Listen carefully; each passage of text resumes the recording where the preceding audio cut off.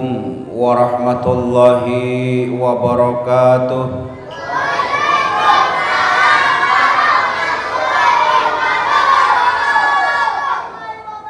Semangat dia kalau mau dikasih duit ini.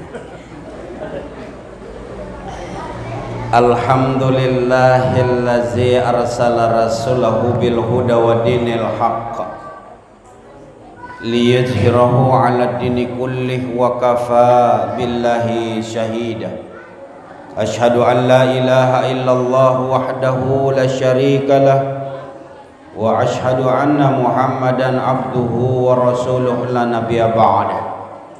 Allahumma salli ala Muhammadin wa ala alihi wa sahbihi wa mawala amma ba'd. Qala Allah ta'ala fi kitabil karim, a'udzu billahi minasy syaithanir rajim. Ya ayyuhallazina amanu taqullaha haqqa tuqatih wa la tamutunna illa wa antum muslimun. Yang saya hormati Bapak Rahman selaku anggota DPRD Kabupaten Berau wilayah pemilihan 2 ya. Kepala Kampung Maluang Bapak Usnadi berserta Ibu, dan malam ini sejogjanya Ibu Camat ya hadir, tapi beliau dalam kondisi berduka. Kemarin ibu beliau meninggal dunia, sehingga mungkin ini juga salah satu penyebab beliau belum bisa hadir di tengah-tengah kita. Kita doakan semoga ibu almarhumah dari Ibu Camat kita husnul khatimah. Ketua Panitia Pelaksana dan sekaligus pengurus Takmir Masjid Baitur Rahim Simanuk Paribau, Kelurahan Gunung Tabur Pak ya, Kelurahan Gunung Tabur, tokoh masyarakat, pemuka agama, ketua-ketua RT, alim ulama, ustadz ustazah, Bapak Ibu yang tidak bisa saya sebutkan satu persatu, yang insya Allah sama-sama dirahmati Allah Subhanahu wa Ta'ala. Bersyukur kita kepada Allah Subhanahu wa Ta'ala dengan limpahan rahmat, karunia, hidayah. Pada malam hari ini kita bisa bermuajahah di masjid yang penuh barokah ini dalam rangka niatan yang sama, insya Allah mengharap ridha Allah Subhanahu wa Ta'ala. Kita memperingati Isra wal Mi'raj Nabi besar Muhammad sallallahu alaihi wasallam. Salawat dan salam kepada Rasulullah selalu kita sampaikan kepada junjungan kita Nabiullah Muhammad sallallahu alaihi wasallam.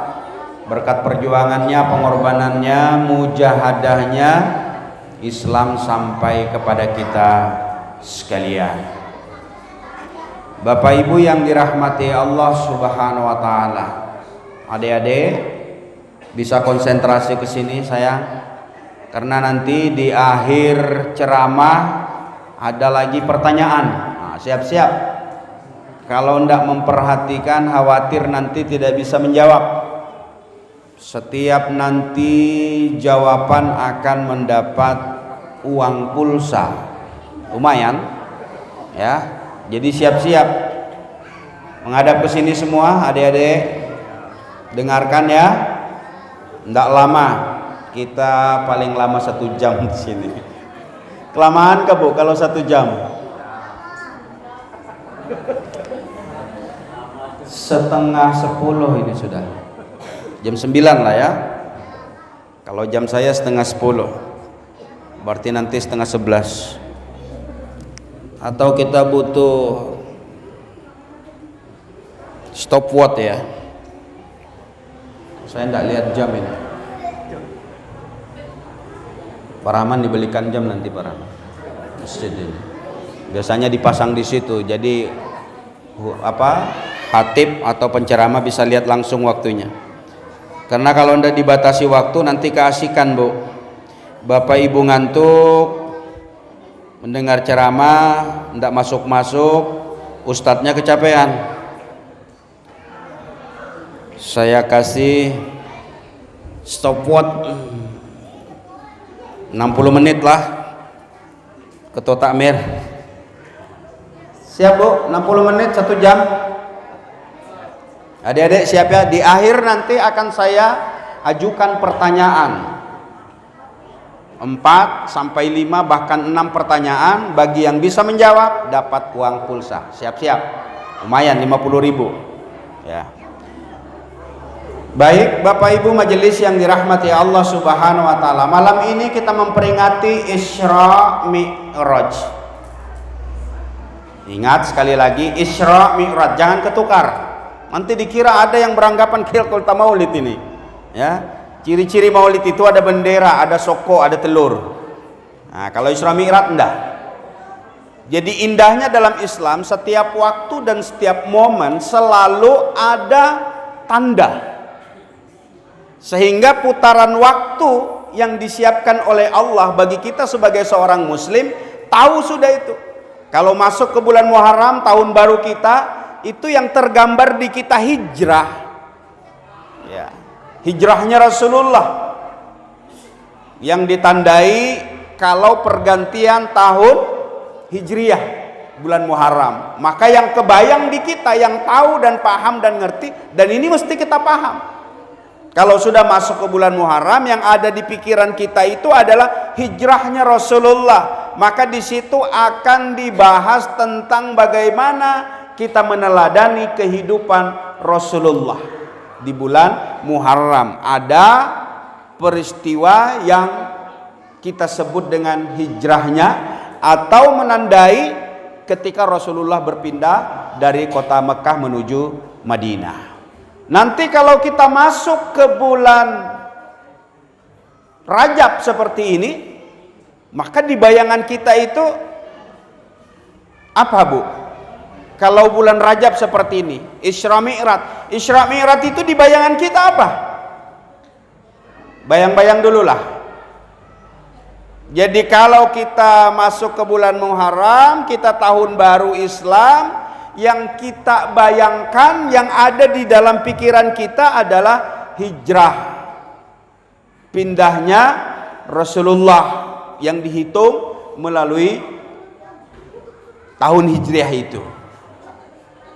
Nah kalau bulan Rajab seperti ini, kita peringati Isra Mi'raj. Yang ada di bayangan kita, momennya adalah untuk mencari tahu, menggali pemahaman, kepengen banyak kita tahu tentang peristiwa spektakuler yang disebut dengan Isra Mi'raj, yang intinya tidak lain adalah perintah sholat.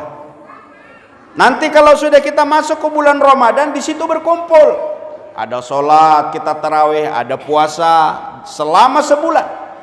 Jadi kalau di dalam bulan Ramadan itu berkumpul semua. Nanti kalau sudah Syawal kita lebaran. Nanti kalau Zulhijjah, yang jadi bayangan kita adalah Idul Adha, potong hewan kurban. Jadi hampir momen-momen setiap bulan dalam Islam itu mengingatkan kepada kita ada sejarah, ada ilmu, ada pengetahuan, dan tersimpan banyak makna untuk kita pahami sebagai seorang muslim. Nah ibu-ibu, bapak-bapak yang dirahmati Allah Subhanahu wa taala, adik-adikku sekalian, malam ini kita Isra Mi'raj. Berulang kali kita sudah yang namanya memperingati Isra Mi'raj. Tapi kadangkala boleh jadi di antara kita nggak paham-paham Isra itu apa, Mi'raj itu apa. Nah ini sekedar pengulangan saja supaya kita sama-sama mengingat kembali. Jangan hanya sekedar istilah dan sebutan kita tahu. Ada acara apa di Masjid Muhajirin? Apa? Baitur Rahim. Ya. Isra Mi'raj. Jangan seperti anak-anak, bayangan Isra Mi'raj itu ya teh kotak, aqua. Ya ini syukur-syukur ada buah. Nanti kotaknya katanya nanti baru keluar. Mudah-mudahan aja keluar ini. Tapi belum. Nah kalau anak-anak ditanyakan tentang peristiwa Isra Mi'raj, jangan sama jawaban kita dengan anak-anak.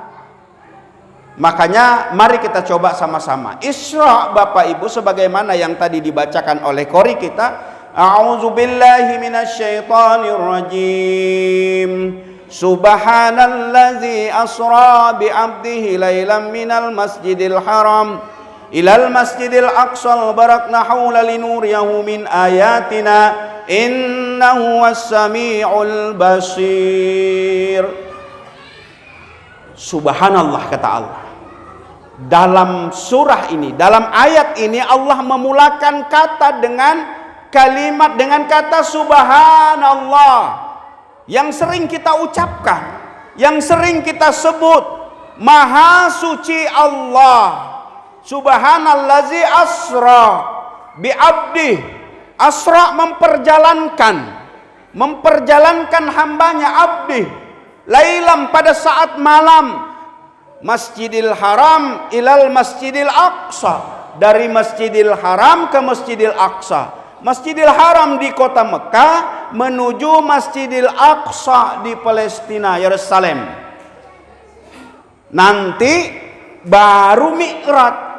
Setelah dari Palestina, lalu kemudian Allah mengangkat Rasulullah langit 1, langit 2, 3, 4, 5, 6 sampai 7. Lalu kemudian dia lanjut lagi ke Sidratul Muntaha. Itu namanya Mi'raj. Bu, paham sudah? Saya ulang ya. Isra itu Bapak Ibu perjalanan Rasulullah dari Masjidil Haram ke Masjidil Aqsa. Masjidil Haram itu di Makkah menuju Masjidil Aqsa di Palestina. Itu Isra. Perjalanan mendatar. Perjalanan yang sama dari bumi ke bumi, dari masjid ke masjid. Allah bisa saja dari Makkah langsung kemudian mi'rajkan. Tapi disinilah hikmah yang akan kita coba sama-sama gali. Kenapa Rasulullah diperjalankan oleh Allah tidak langsung ke langit? Sangat mungkin dan sangat bisa. Tapi Allah ingin sampaikan isyarat, sampaikan hikmah. Kenapa Rasulullah diisrakan dulu baru dia dimi'rajkan. Nah Bapak Ibu majelis yang dirahmati Allah Subhanahu wa taala, maka kalau kita dipertanyakan tentang apa Isra adalah perjalanan Rasulullah dari Masjidil Haram ke Masjidil Aqsa. Nanti sudah dia diangkat dari Masjidil Aqsa ke langit 1 sampai 7, kemudian ke Sidratul Muntaha bertemu dengan Allah Subhanahu wa taala.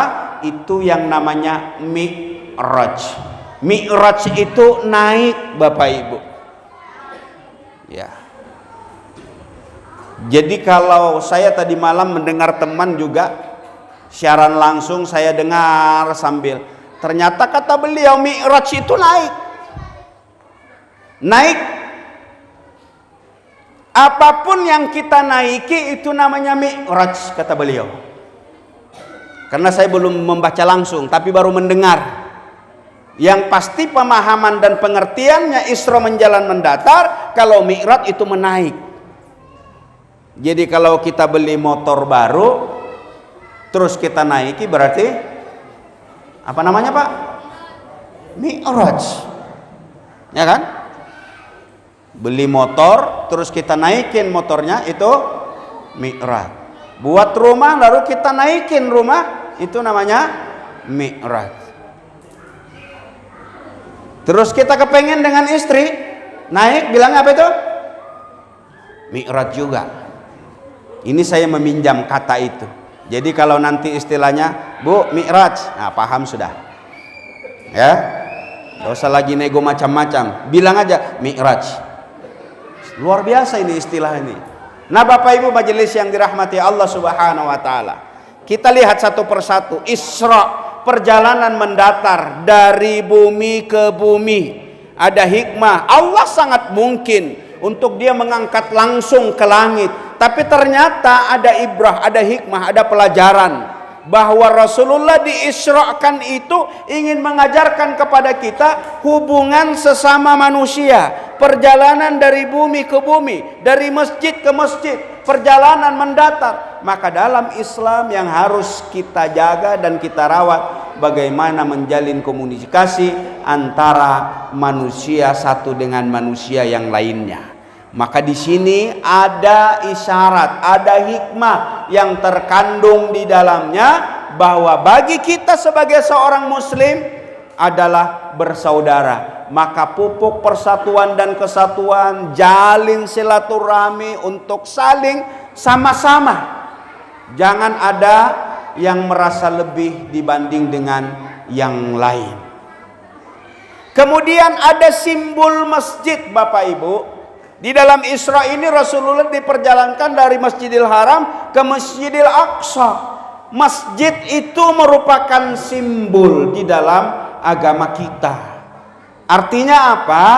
Jangan main-main dengan masjid. Ya. Kita bersyukur ini. Simanuk ada masjidnya di pinggir jalan, dan ini luar biasa ini. Tidak hanya orang Simanuk yang bisa melaksanakan sholat, tapi orang yang lalu lalang ini luar biasa. Saya aja kalau begitu waktu tiba lewat sini, otomatis mampir di sini. Dan kalau mau Bapak mendata pasti banyak. Nah, mudah-mudahan banyaknya singgah orang sholat di sini, ini juga akan berdampak positif bagi pengurus masjid. Dengan catatan pelayanannya ditingkatkan, dibagusin. Kalau toiletnya enak, kamar mandinya bagus, itu yang singgah betah. Ya. Jangan dikunci Bapak Ibu. Kita sekarang itu sering salah. Masjid dikunci mati. Orang mau ibadah susah. Jangan. Cuma memang alasannya bagus, masuk akal juga alasan pengurus. Kalau ndak dikunci Ustaz, habis ampli kita bilangnya. Apalagi amplinya kencang begini, kalau ndak dijaga, ndak ditutup, habis diangkut. Ya. Tapi inilah tantangan kita. Maka masjid mengisyaratkan sebagai simbol Islam, jaga dan rawat. Jangan hanya sebatas berlomba-lomba kita membangun masjid, tapi tidak membangun orang yang mengisinya. Makanya mudah-mudahan di Masjid Baitur Rahim ini ada kegiatan-kegiatan majelis. Tidak bisa setiap pekan 2 kali dalam sebulan. Tidak bisa 2 kali dalam sebulan, ya sebulan sekali. Tidak bisa juga sebulan sekali, ya setahun sekali. Isra Mi'raj, Maulid, tapi rasa-rasanya banyak kegiatan, ya. Apalagi teman-teman kita yang selalu singgah untuk membantu berdakwah, ya, baik itu di hari Jumat. Ini adalah bagian daripada upaya kita untuk memakmurkan masjid. Jangan sampai masjid dibangun bagus, dibangun dengan biaya yang mahal, lalu kemudian tidak dimaksimalkan untuk memanfaatkannya. Nah Bapak Ibu majelis yang dirahmati Allah Subhanahu wa taala, masih kita bicara Isra. Ketika Rasulullah diperjalankan dari Masjidil Haram ke Masjidil Aqsa ini, logika berpikir kita sebagai manusia memang gak sampai Bapak Ibu. Bagaimana mungkin perjalanan yang menempuh jarak kurang lebih 1.500 km dari Masjidil Haram di kota Palestina, di Masjidil Haram di kota Mekah menuju Palestina itu kurang lebih 1.500. Yang dulu kalau ditempuh bisa memakan waktu 1 bulan. Kena kendaraannya bukan Trios, bukan Fortuner, bukan Pajero, bukan. Tetapi hanya kuda atau unta. Maka kalau para nabi dan rasul, khususnya para sahabat, ketika menempuh perjalanan yang dia dari Mekah menuju Palestina, itu paling tidak perjalanannya memakan waktu 1 bulan. Kalau dia harus bolak-balik berarti 2 bulan. Tetapi lagi-lagi Bapak Ibu, ternyata Isra yang dilakukan oleh Rasulullah ini cukup dalam waktu yang sangat singkat, tidak sampai 1 malam. Yang dia lakukan perjalanannya dari kota Makkah ke kota Palestina, lalu kemudian diangkat ke langit, balik lagi ke kota Makkah, belum waktu subuh sudah kembali. Maka logika kita berpikir nggak nyambung dan nggak nyampai.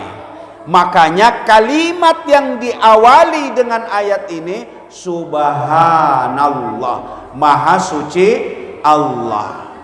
Karena kalau kita berpikir dengan logika, dengan akal, pasti tidak nyambung. Maka tidak ada ungkapan kecuali Maha Suci Allah. Kalau sudah sesuatu yang di luar kemampuan nalar, akal, logika manusia, maka ungkapan kita hanyalah mengucapkan Maha Suci Allah. Paham Bu? Adik-adik? Ngerti? Subhanallah, kekaguman atas apa yang sudah dijadikan oleh Allah. Karena prinsip daripada Isra Mi'raj ini bukan Rasulullah yang berjalan, tetapi Allah lah yang memperjalankannya. Jadi bukan Rasulullah yang berjalan. Subhanallazi asra bi abdi, Maha Suci Allah yang memperjalankan hambanya. Maka di situ konsep ayat, bukan Rasulullah yang ingin berjalan, tapi Allah lah yang memperjalankan. Kalau diperjalankan berarti Rasulullah tahu beres. Dalam banyak riwayat Rasulullah itu mengendarai yang disebut dengan kendaraan burak. Kecepatannya kecepatan kilat, kedip mata udah nyampe. Lagi-lagi menurut akal manusia pasti nggak nyampe. Saya sering beranalogi Bapak Ibu untuk memahamkan betapa Allah itu maha berkehendak. Maka tidak ada pilihan bagi kita yang beriman untuk yakin bahwa ini pernah terjadi. Karena kita yakin bahwa Allah kalau dia mengatakan kun fayakun, ketika Allah mengatakan jadi maka jadilah. Bukankah dalam pemikiran kita sebagai manusia, kalau manusia itu ada ketika ada bapak ibunya, benar Bu? Kita ini ada karena ada bapak ibu kita. Tapi bagi Allah tidak berlaku itu. Allah kehendaki nenek moyang kita tidak ada punya bapak dan tidak punya ibu. Lahirlah Adam alaihissalam. Tapi menurut kita, kalau kita lahir ke dunia ini harus ada bapak, ada ibu.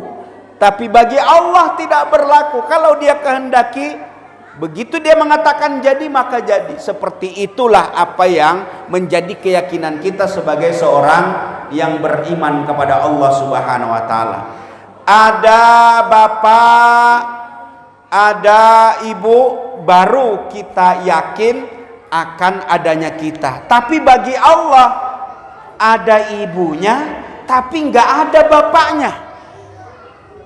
Tapi kalau Allah berkehendak maka jadilah manusia. Siapa itu? Nabi Isa. Dia tidak punya bapak, tapi Allah berkehendak jadilah dia dari Dari mana? Ibunda tercinta Maryam.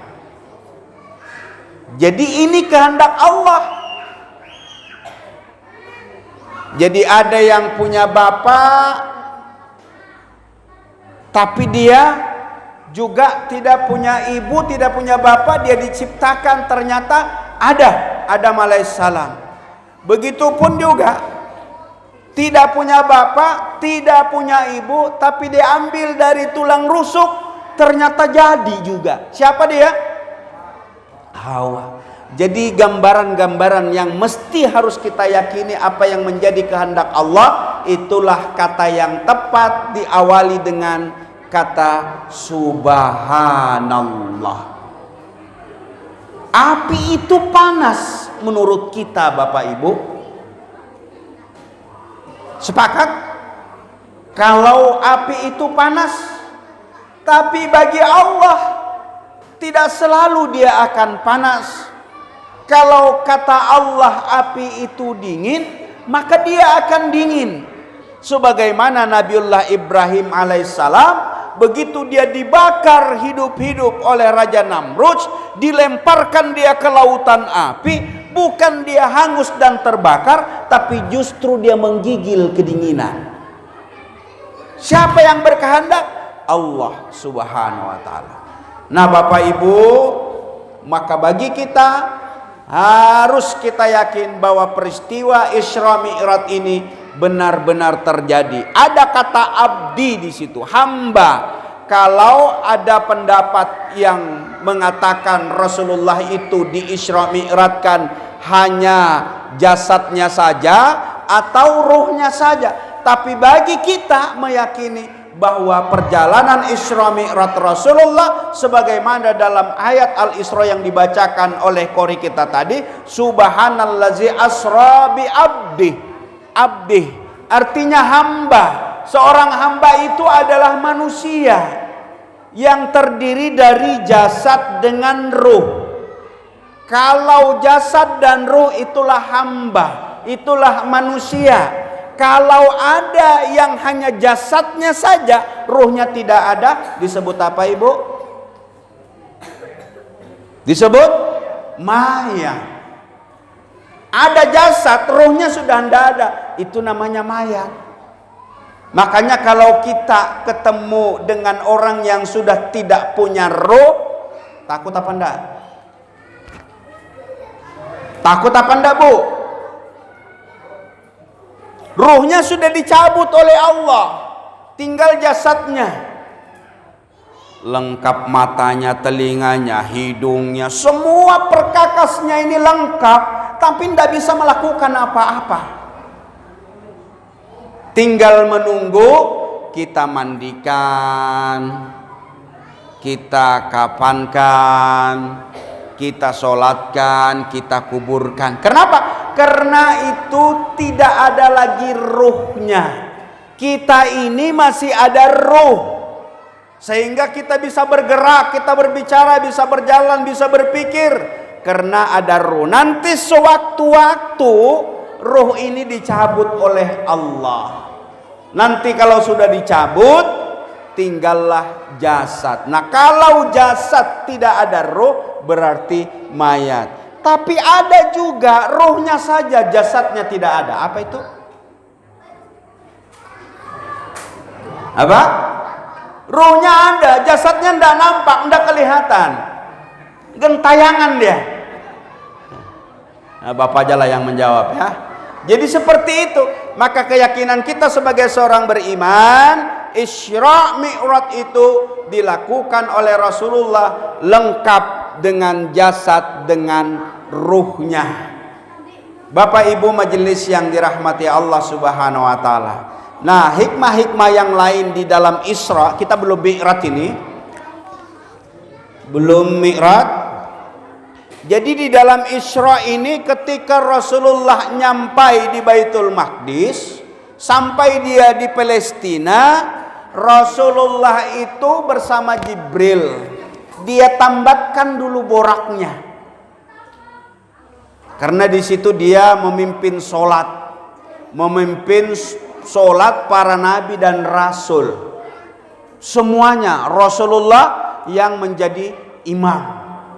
Waktu dia singgah, dia tambatkan yang namanya borak ini. Ditambatkan itu diparkir, diikat.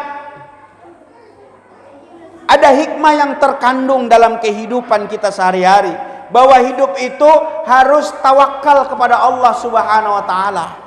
Tapi tawakalnya jangan salah pasang. Kita kadangkala tawakal juga kepada Allah, tapi salah caranya. Kenapa enggak sholat bro? Nantilah kalau Allah memberikan hidayah, baru saya sholat. Enggak bakalan kita sholat-sholat. Iya kan? Kenapa enggak ke masjid? Nanti Allah juga akan berikan hidayah. Tapi hidayah itu tidak simsalabim abrakadabra tiba-tiba datang ke kita. Dia harus dicari, dia harus dikejar. Apa-apa yang menyebabkan Allah memberikan hidayah kepada kita, itu yang kita lakukan. Belajar agama, kajian kita ikuti, majelis taklim juga kita hadiri. Semua itu adalah bagian dalam proses untuk kita mendapatkan hidayah Allah Subhanahu wa taala. Ketika sahabat ada yang kemudian mampir di masjid ingin melaksanakan sholat, kudanya itu tidak diikat. Kata Rasulullah, kenapa kudamu tidak diikat? Saya tawakal aja kepada Allah. Itu salah Bapak Ibu. Sama kita punya motor nih, karena kita tidak punya kuda kan, punya motor minimal hari ini, ya biarkan tergantung kuncinya di situ. Kenapa kunci tidak dibawa Pak ke dalam masjid? Oh, saya tawakal aja kepada Allah Subhanahu wa taala. Kalau dia mau hilang-hilang, kalau enggak ketentuan Allah. Selesai kita. Habis motor kita. Nah, tawakal itu jangan salah pasang. Ada ikhtiar, ada usaha, ada upaya. Itu yang kita lakukan. Itu yang diajarkan oleh Rasulullah kepada kita. Majelis yang dirahmati Allah Subhanahu wa taala. Lalu kemudian persiapan Rasulullah untuk diangkat yang namanya Mi'raj, jauh sebelum dia diisrakan, bahkan Rasulullah itu dibersihkan dulu dadanya. Dibelah dada ini Bapak Ibu. Nah, ini juga pasti di luar logika kita, nggak akan masuk akal kita.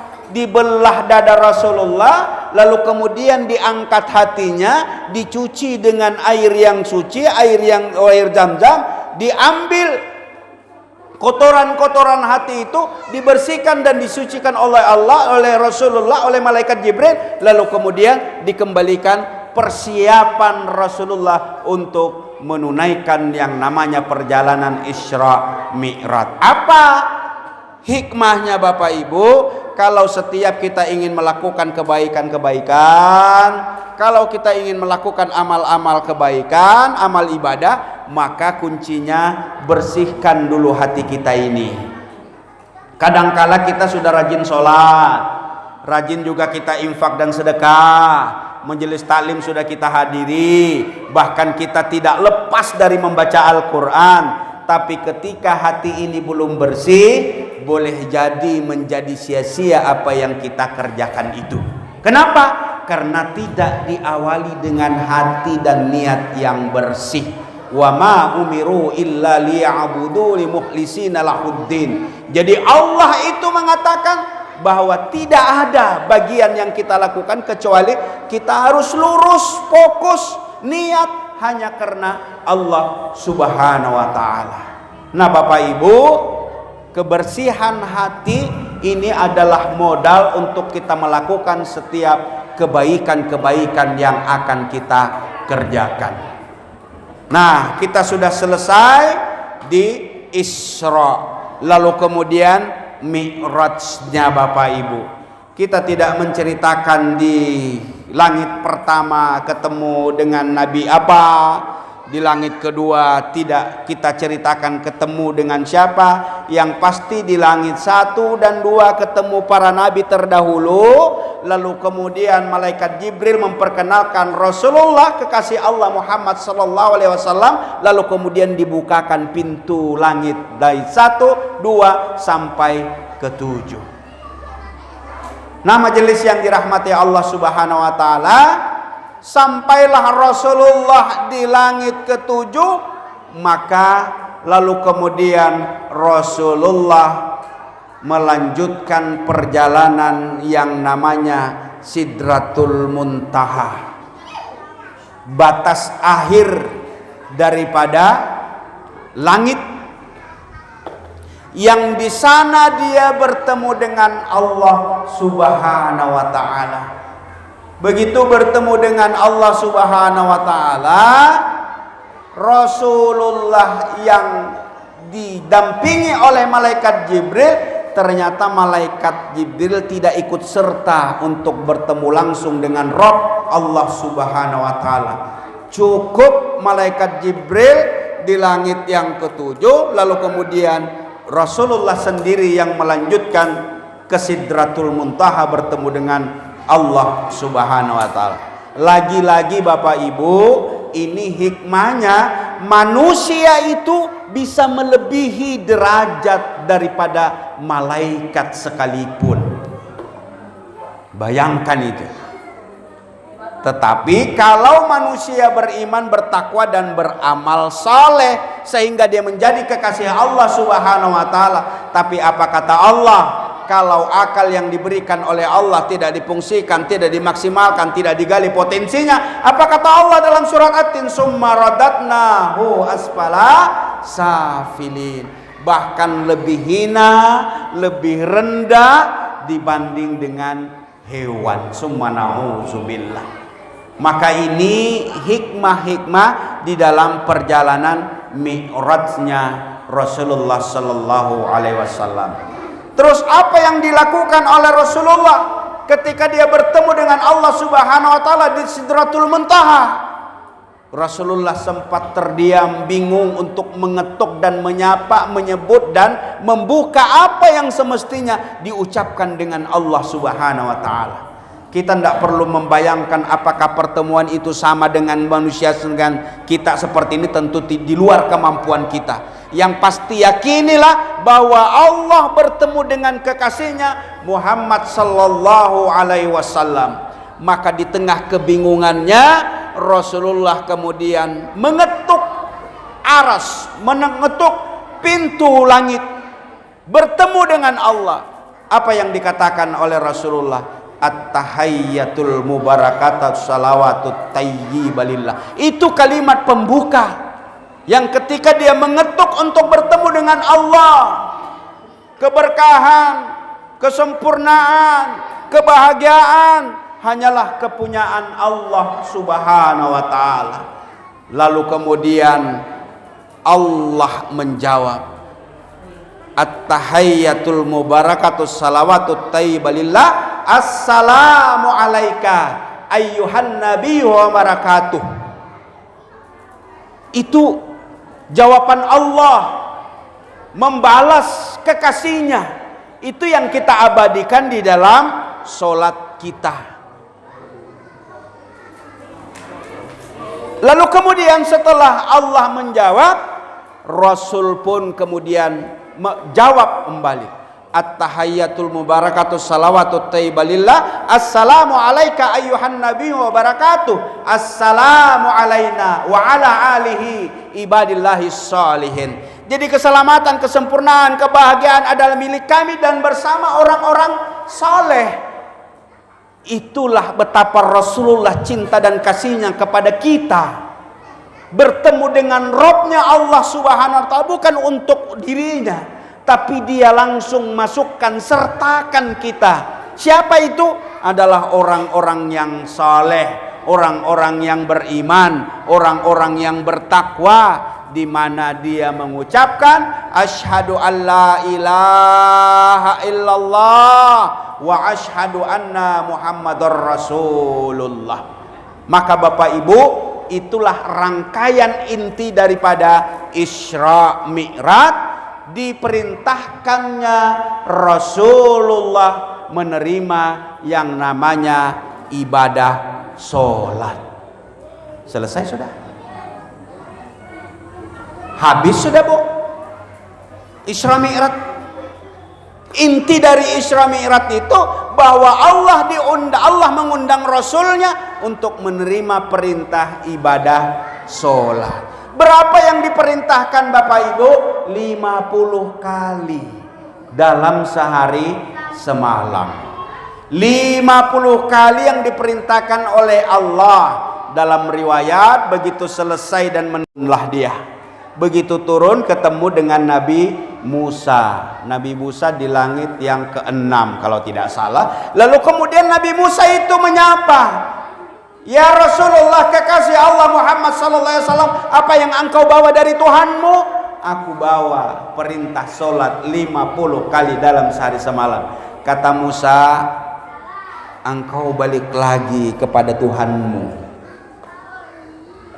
Umatmu pasti tidak akan sanggup. Umatku ini gede-gede, besar-besar. Apalagi umatmu kecil-kecil. Kalau 50 kali dalam sehari semalam pasti tidak kuat," kata Nabi Musa. Dalam riwayat itu berbolak-baliklah dia. Berbolak-baliklah dia ketika ketemu dengan Nabi Musa. Balik lagi, balik lagi, balik lagi. 50, 45, 40, 35, 32, 5, 20, 15, 10. Terus terakhir akhirnya jadi 5 Bapak Ibu. Itu pun ketika dia sudah menerima perintah 5, sisa 5 yang dikurangi, ketemu lagi dengan Nabi Musa. Apa kata Nabi Musa? "Bagaimana Mas Bro? Sudah dikurangi?" "Ya, sudah dikurangi nih, sisa 5.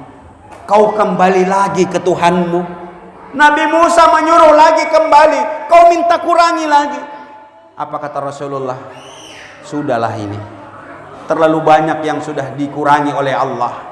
Aku sudah kadung malu dengan Tuhanku. Sudah minta berkali-kali." Ini lagi-lagi hikmahnya Bapak Ibu. Kalau sudah minta sekali nggak apa-apa.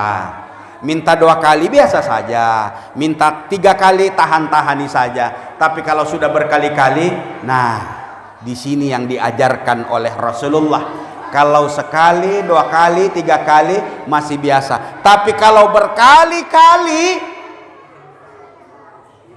maka kata Rasulullah, "Aku malu dengan Tuhanku. Biarlah 5 ini saja yang aku bawa pulang untuk umatku." Maka itulah yang menjadi syariat kita sholat 5 kali dalam sehari semalam. Walaupun kata Allah hitungannya sama, diganjari setiap kita melakukan 5 kali itu, tetap hitungannya 50 kali. Karena setiap 1 kali kebaikan akan diberikan ganjaran 10 kali. Maka 5 kali yang kita lakukan sama nilainya dengan 50 kali. Nah, ibu-ibu, bapak-bapak, terbuktikah apa yang disampaikan Nabi Musa alaihissalam kepada Rasulullah, yang diminta kita 50 kali untuk sholat dalam sehari semalam, akhirnya tinggal 5 kali. Kebayang enggak kalau perintah sholat itu 50 kali, Bu? Waktu kita dalam sehari 24 jam. Kalau 24 jam kita sholat 50 kali, setidak-tidaknya setiap setengah jam kita harus sholat.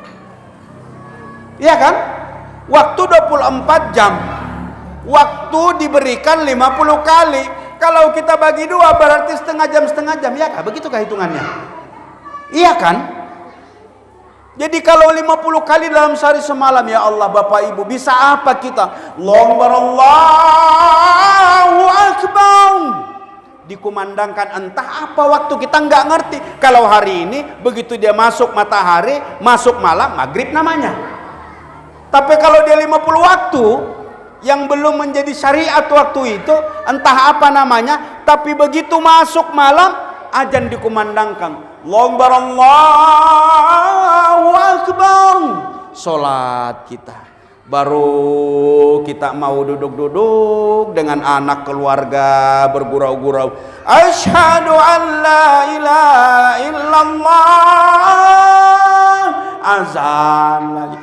baru kita mau memanggil Pak Rahman untuk datang ke Simanuk, kumpul-kumpul dengan keluarga, ngopi-ngopi, menangkap aspirasi apa yang bisa disampaikan dengan Pak Dewan. Jangan Pak Dewan tidak mau tahu dengan apa yang sudah menjadi amanat rakyat. Kumpul, baru Pak Rahman belum nyampai, hayya 'alal falah, azan lagi. Hampir setiap setengah jam sholat. Mau bisa apa kita, Bu? Tapi Rahman dan Rahimnya Allah, syariat ditentukan hanya 5 kali dalam sehari semalam. Dan waktunya indah luar biasa. Indahnya itu bagaimana Allah mengatur waktu yang sedemikian bagusnya. Subuh pembukaan kita masuk ke dalam siang. Maghrib ketika siang ditutup dengan malam oleh Allah Subhanahu wa ta'ala. Indah sekali. Begitu zuhur, di tengah lelahnya kita bekerja, pusing kita dengan segala urusan, dipanggil lagi kita oleh Allah untuk melaksanakan zuhur. Supaya apa? Supaya otak berpikir, pusing kepala itu menjadi dingin lagi dengan sholat zuhur. Begitu kita lelah dalam bekerja, diingatkan lagi sebentar lagi malam, lalu kita sholat asar. Luar biasa indahnya. 5 kali dalam sehari semalam, Bapak Ibu, itu yang menjadi ketentuan syariat yang tidak boleh lagi kita tawar-tawar, tidak boleh lagi untuk kita tidak kerjakan.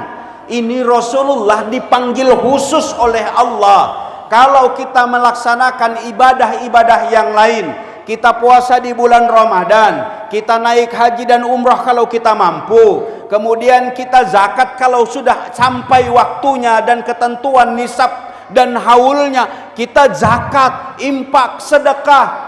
Itu perintah ibadah yang diperintahkan oleh Allah kepada kita melalui Rasulullah. Ini lewat malaikat Jibril. Tetapi perkara sholat, Bapak Ibu, Rasul diundang langsung. Kita kalau diundang pejabat,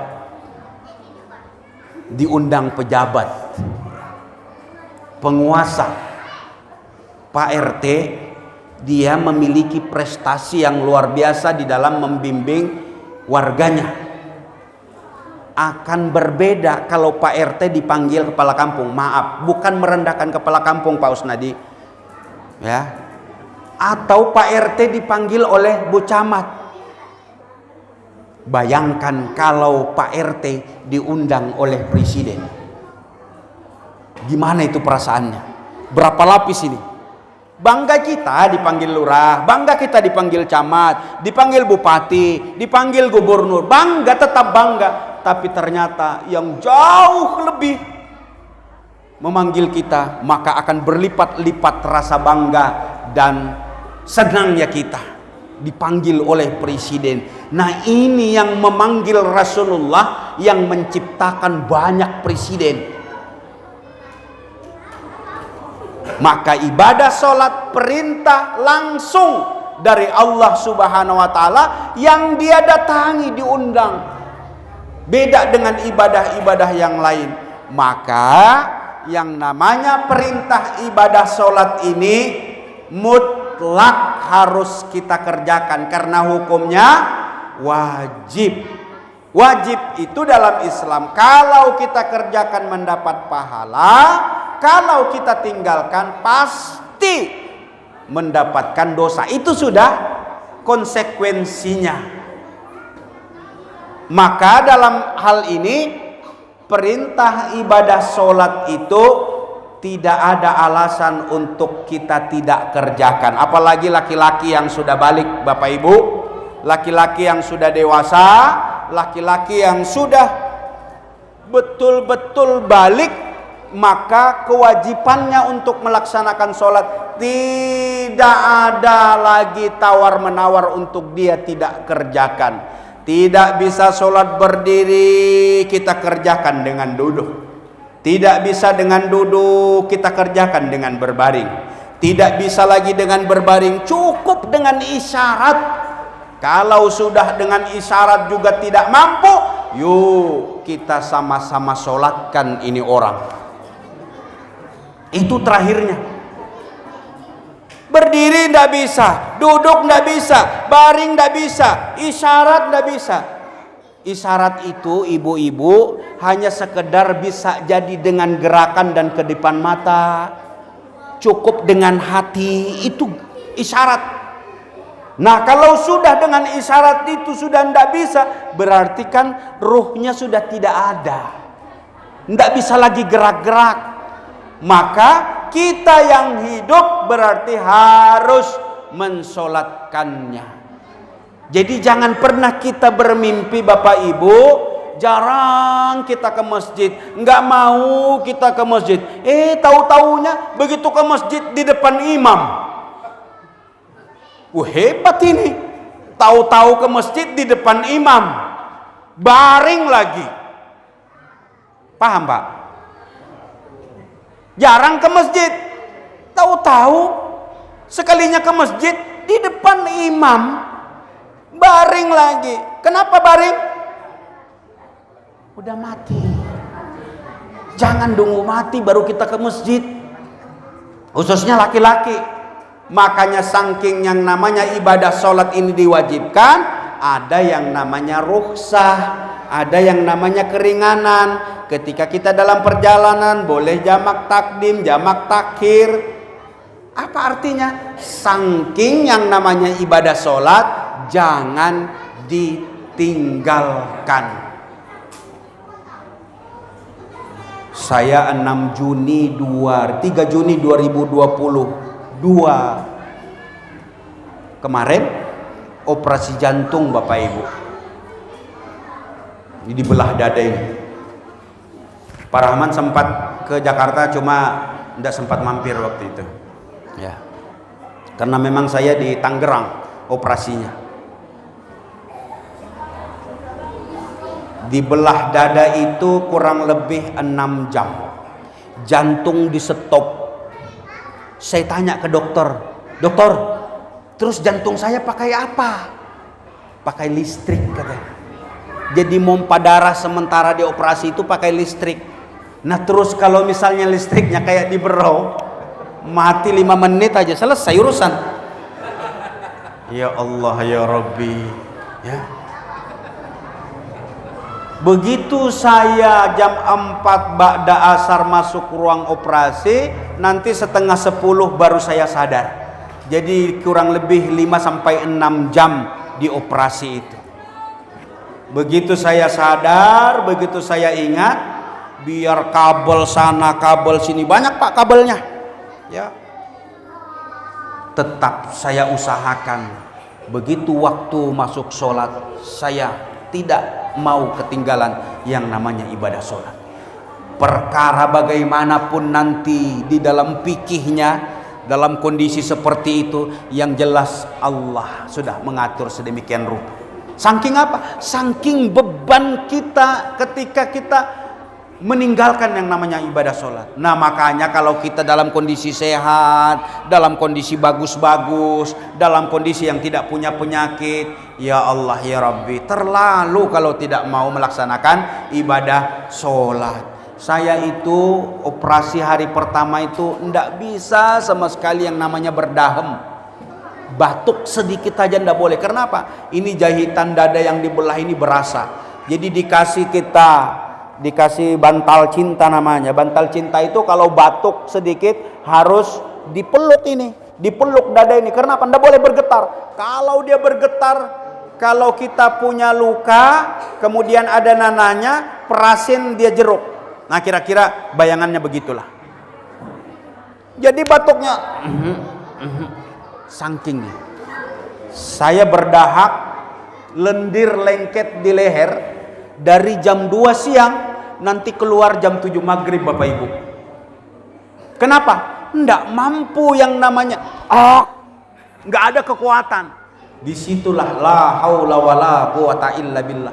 Saya yakin betul bahwa tidak ada kekuatan yang kita punya, yang kita miliki kecuali Allah Subhanahu wa taala.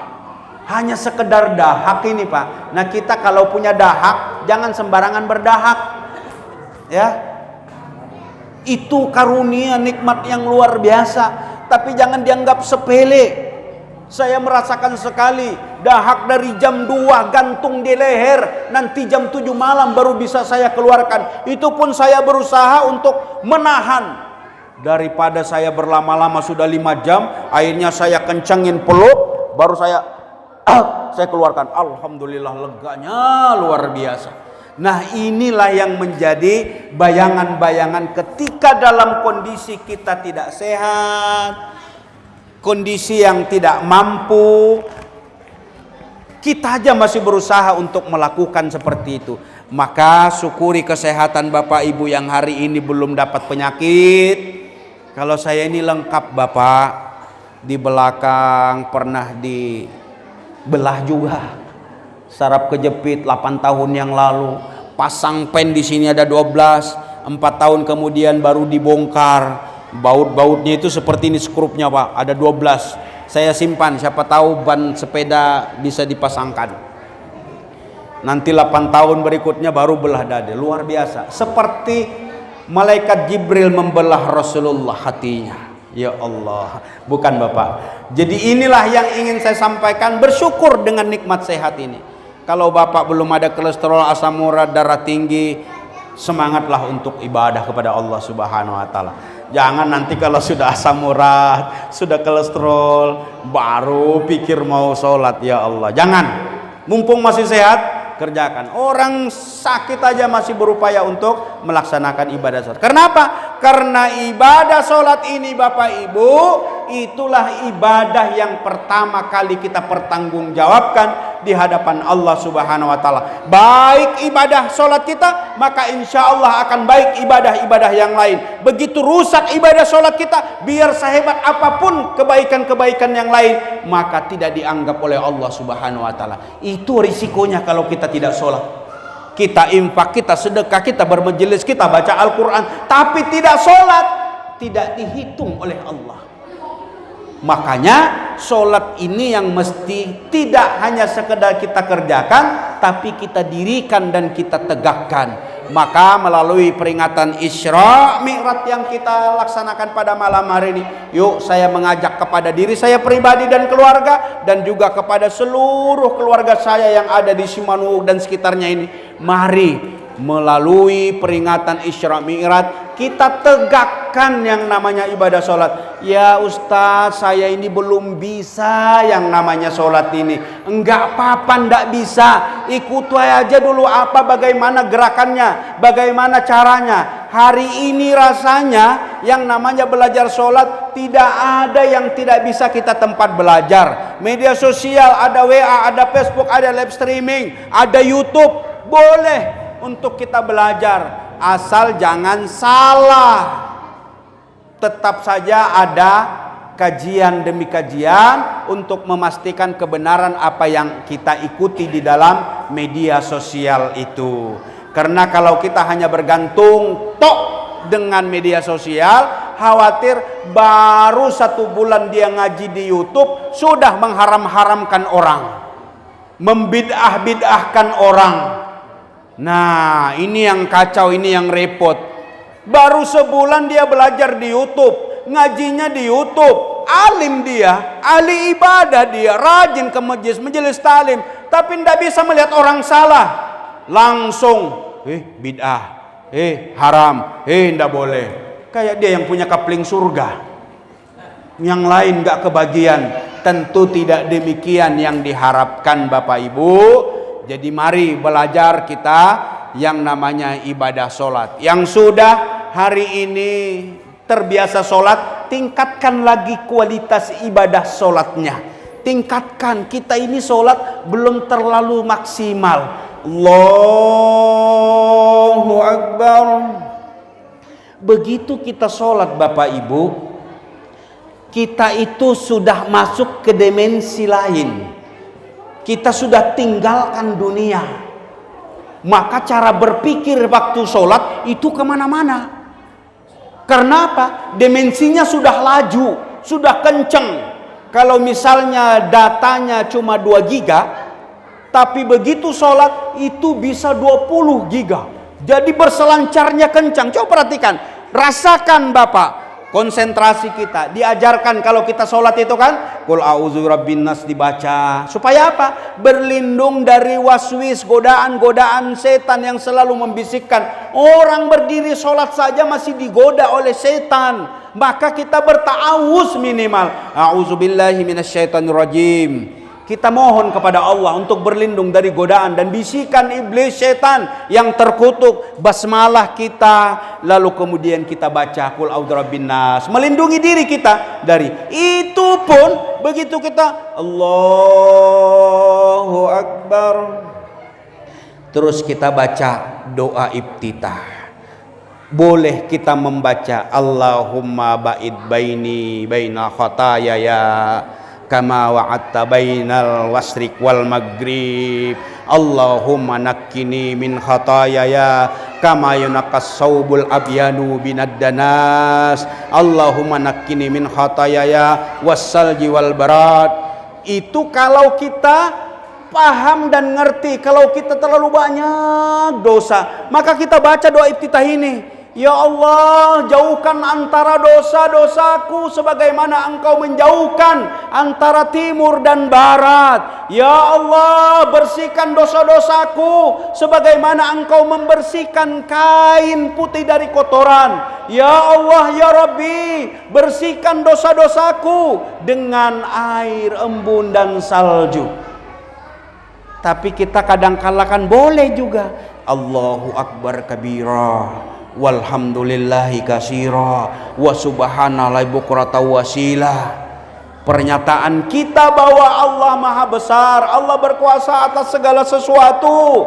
Inni wajjahtu wajhiya lillazi fataras samawati wal ard. Kita hadapkan wajah kita, muka kita kepada Allah Subhanahu wa taala. Inni wajjahtu wajhiya innas salati wa nusuki wa mahyaya wa mamati rabbil alamin. Nah, kita Bapak Ibu, kalau kita belum berupaya untuk paham tentang ini, itulah yang menyebabkan begitu kita Allahu Akbar, yang menjadi pikiran kita cangkul intai ditaruh di mana lah.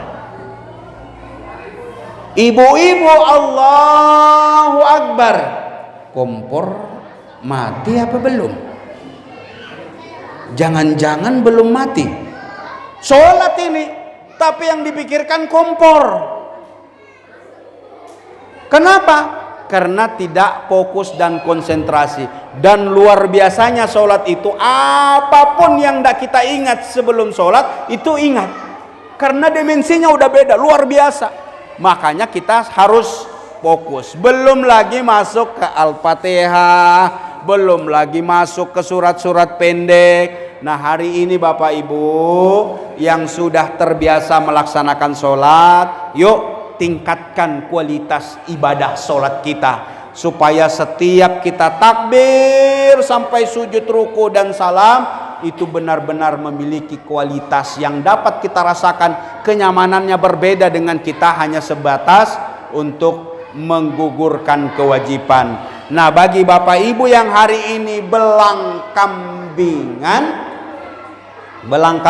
itu maghrib dapat juga dia, alhamdulillah.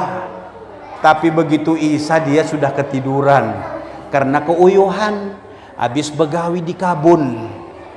Jadi Isya ndak sempat lagi, begitu terkena bantal langsung benganga, ketiduran. Subuh jam 6, ndak apa-apa, sholat aja. Daripada begitu kita bangun, wah sudah jam 7, ndak mau sholat. Kalau kita benar-benar baru ingat pada waktu itu, silahkan sholat, biasakan saja. Kalau kita sudah terbiasa sholat, insya Allah kebiasaan itu nanti menjadi biasa. Sini, ayo, mau ndak nih? Ayo, maju dulu satu, angkat tangan. Nanti di depan baru pertanyaannya. Nggak berani? Oke, saya pertanyakan dulu ya. Masih mengulang pertanyaan Bapak Rahman tadi ya.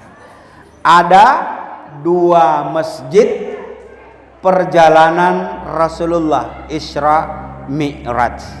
Angkat tangan siapa yang bisa? Ayo, maju. Ayo, masih sama pertanyaannya tadi. Dua masjid. Peristiwa Isra Mi'raj yang dilakukan oleh Rasulullah. Wih, Masya Allah. Namanya siapa sayang? Siapa? Saren. Ulang. Saren. Saren. Masjid apa sayang? Namanya sudah tadi ya? Namanya apa? Apa namanya masjidnya?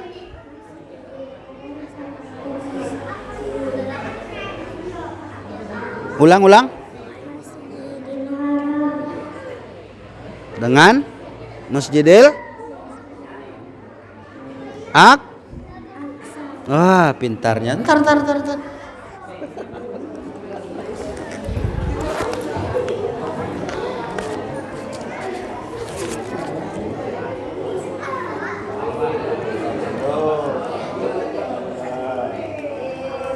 Siap lagi? Siap?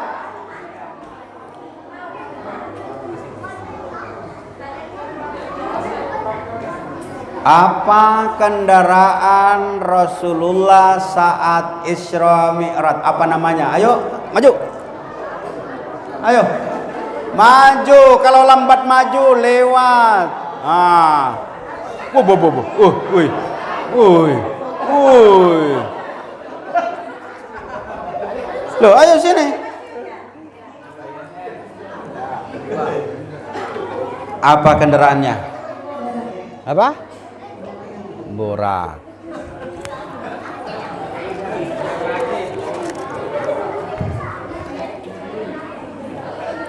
Sini.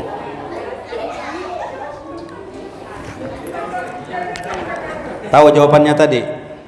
Apa? Apa? Borak.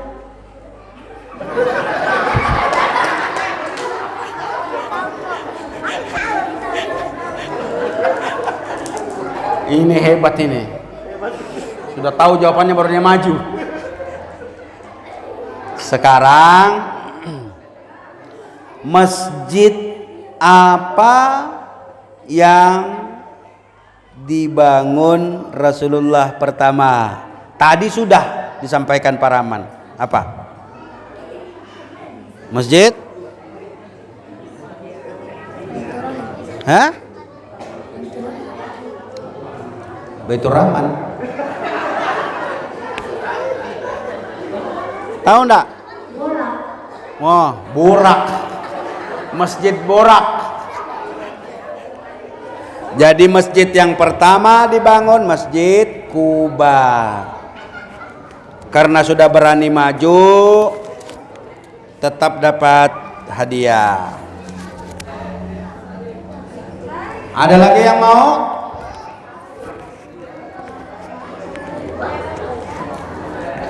Ada dua lagi jatahnya ini.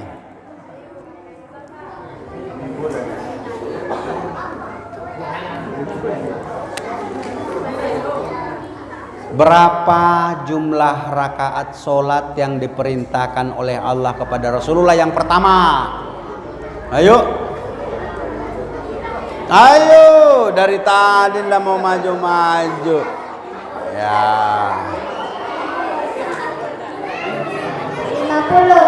50 rakaat. Ya. Ada lagi satu ini.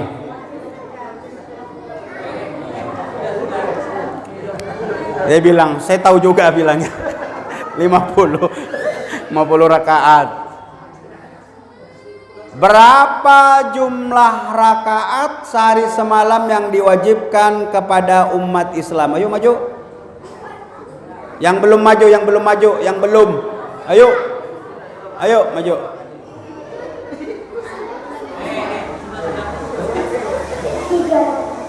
Berapa? 3. Berapa rakaat? 17. Masya Allah. Masuk akal juga. Dia bilang 17 rakaat, kita nanya kalinya. 5 kali memang 17 rakaat. Oh tadi berapa? 3. 3. Berarti yang benar 17 rakaat 5 kali dalam sehari semalam. Ini sisa 1. Yang benar yang dapat, tambahi lagi Pak Rahman, ada 2. Nah, karena perjawabannya salah, berapa kali kita diperintahkan sholat dalam sehari semalam? 5. Nah, baru dia benar. Sholat 5 waktu apa saja sayang? Sholat maghrib. Ya. Isya. Ya. Ya. Zuhur. Iya.